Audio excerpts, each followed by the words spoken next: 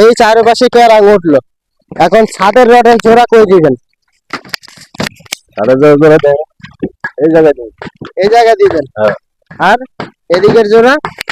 এদিকে জোড়া আমার ভাবি মাঝখানে বলবো, এটা সরু এই এদিকে পড়বো। যাক, আলহামদুলিল্লাহ। তো সম্মানীয় দর্শকরা, ছাদের রডের জোড়াগুলা কই কই দিতে হবে এগুলা নিশ্চিত করতে হবে ছাদ রড বাঁধার আগে।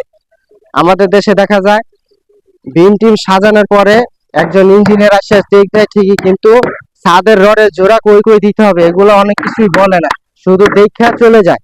কারণ ছাদের রড সাজানোর আগে আপনাদেরকে, মিস্ত্রিদেরকে এবং কি কন্ট্রাক্টরকে বলতে হবে যে আমার ছাদের রডের জোড়া এই এই জায়গায় পড়বে। কারণ ডিজাইনে, বিভিন্ন জায়গায় ডিজাইনে উল্লেখ করা থাকে না, সাজানো থাকে না যে আপনাদের রডের জোড়া কই পড়বে।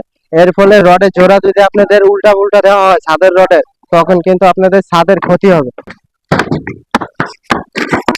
বরব্বে, হ্যাঁ বরব্বে,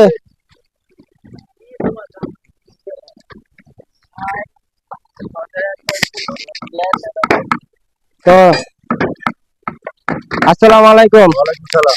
ভালো আছেন ভাই? আলহামদুলিল্লাহ, ভালো আছেন? ইনশাআল্লাহ আল্লাহ ভালো। আপনাদের তো বিম চেক দিলাম, আলহামদুলিল্লাহ বিম তো অনেক সুন্দর বানছেন। এই যে বিম বানছেন, ঠিক আছে, এত সুন্দর করে এরকম কি সব জায়গায় সব ইঞ্জিনিয়ার কাজ করায় নিতে পারে কিনা? এরকম সুন্দর করে দিতে পারে না। হ্যাঁ, না। এই যে 4 ইঞ্চি রিং গুলাতে 4 ইঞ্চি হুক দিচ্ছেন, ঠিক আছে, তারপরে এই যে এই ভীমের রড গুলো বাড়তি রাখছেন, সুন্দর হয়েছে খুব কাজটা। তো বিভিন্ন জায়গায় তো ইঞ্জিনিয়ারদেরকে আপনারা পান না নাকি? না, ইঞ্জিনিয়ার থাকে না তো, অন্য কোনো কথা থাকে না। অনেক জায়গায় ইঞ্জিনিয়ার থাকে না, কামও মনে করেন বাড়িওয়ালা যে আপনাকে বাড়িওয়ালা ইঞ্জিনিয়ার। হ্যাঁ, আচ্ছা। তো সম্মানীয় দর্শকরা, মূল বিষয় হচ্ছে এই যে আপনারা এখন ছাদের রড বাইন্ডিং করবেন। মিস্ত্রি ভাই তো এদিকে আসেন। তো এই যে আপনারা ছাদের রড বাইন্ডিং করবেন, এই ছাদের রডের লেপিং কোন কোন জায়গায় দিতে হয়? ছাদের রডের লেপিং হবে বিমের সাইডে বা বিমের উপরে। আচ্ছা, তো 4টে কাটলেন, 4টে বড় কাটলেন। হ্যাঁ, এই 4টে এখান থেকে 4টে কাটলেন, নেন, নিয়ে এখানে একটা হালান। এই রুমের L4 ভাগ করেন না? হ্যাঁ, এখানে হালান, হ্যাঁ 4টে কাট, হ্যাঁ হালান, মিলাই দেন, মিলান, হ্যাঁ মিলান, হ্যাঁ বাস, এখানে আরেকটা দেন। হ্যাঁ, এই পাশে আরেকটা জাস্ট খালি দেন।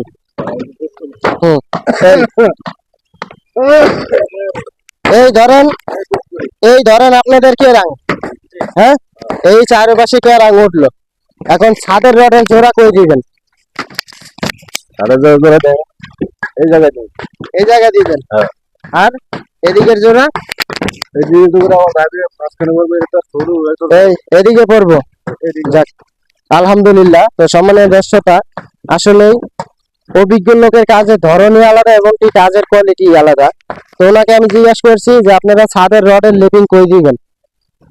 ছাদের রডের লেপিং দিবে উনি এই জায়গা বলছেন। এখানে আপনারা যাই বলেন, পুষ্কুনি বলেন এবং কি কেরাঙের গোড়া তাতাল নাকি, এখানে কি কোনো রডের জোড়া ফালানো যাবে কিনা?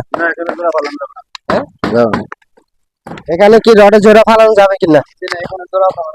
জোড়া ফালালে আপনার ভূমিকম্পের সময় এখানে ক্র্যাক করতে পারে। আচ্ছা, এখানে যে জোড়াটা ফালাইবেন আপনারা বললেন, এটা কি উপরে জালির রডের জোড়া না নিচের জালির রডের জোড়া? নিচের জালির রডের জোড়া। মানে নিচের যে জালিটা হবে এটা রডের জোড়াটা পড়বে এই জায়গা কে, আর উপরের রডের জালির জোড়াটা কই পড়বে? পর্ব যদি দেওয়া হয় তাহলে দেখা যাবে এটা ক্র্যাক করার ভূমিকম্পের সময় সম্ভাবনা থাকে। তো সম্মানীয় দর্শকরা, এই যে কেরাঙের যে মাঝখানে তাতালটা আছে, এই তাতালের এখানে কিন্তু আপনাদের কোনো জোড়া দেওয়া যাবে না রডের, কারণ এখানে হচ্ছে গিয়া ভরপুর টেনশন কাজ করে।